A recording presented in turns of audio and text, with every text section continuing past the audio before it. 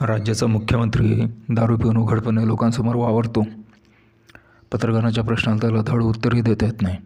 एका मोठ्या पक्षाचा महाप्रवक्ता लाखो रुपयांच्या नगदीसह पकडला जातो, रंगेहात पकडला जातो. 100 डझनभर बायका सापडतात. राजकीय नेते एकमेकांना गलिच्छ शिव्या घालतात. कुठल्याही राजकीय नेत्याशी आपल्या पक्षाशी काही बांधिलकी नाही. ना मतदानाशी बांधिलकी आहे, ना मतांशी बांधिलकी आहे, ना लोकशाहीशी बांधिलकी आहे. सत्तेशी देखील त्यांची बांधिलकी नाही. जिथं सत्ता मिळतं तिथे निघून जायचं. हे कुठल्या राज्यात घडतं आहे? उत्तर प्रदेश किंवा बिहारमध्ये नाही, महाराष्ट्रात घडतं आहे. हा शिवाजी महाराजांचा महाराष्ट्र खरंच आहे का, असा आता प्रश्न पडतो आहे, मला सारखा पडतो आहे. ज्याच्यावरनं ज्या स्वराज्याचं स्वप्न रंगवलं आणि महाराजांनी जे स्वप्न साकारलं, तो हा महाराष्ट्र आहे का? हजारो मावळ्यांनी आपल्या तलवारीवर जो महाराष्ट्र धर्म उचलून धरला, तो हा महाराष्ट्र आहे का? हा तुकारामांचा महाराष्ट्र आहे का? त्यांच्या अभंगामधला महाराष्ट्र आहे? ओव्यांमधला महाराष्ट्र आहे ज्ञानेश्वरांच्या?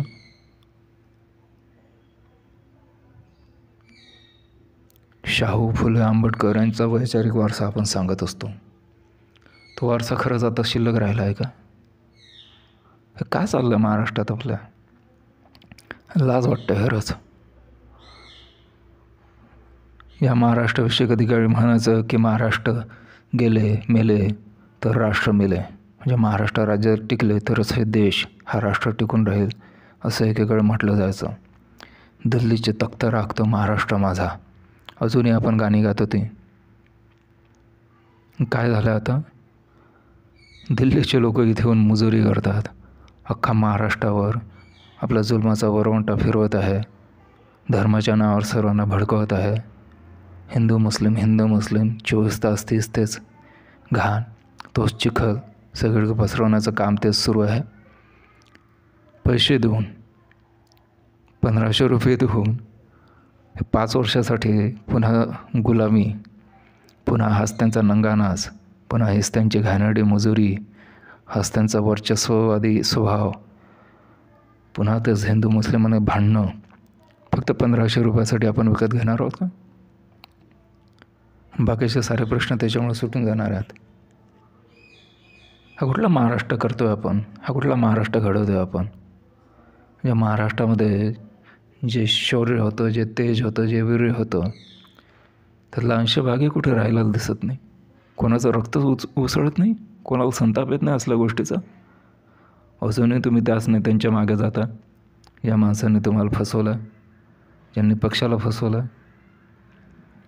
सत्तेसाठी म्हणजे स्वतःचं तुरुंगात जाता येऊन म्हणून लगेच ईडी किंवा सीबीआयची धाड पडताच, लगेच पार्टी बदलायची.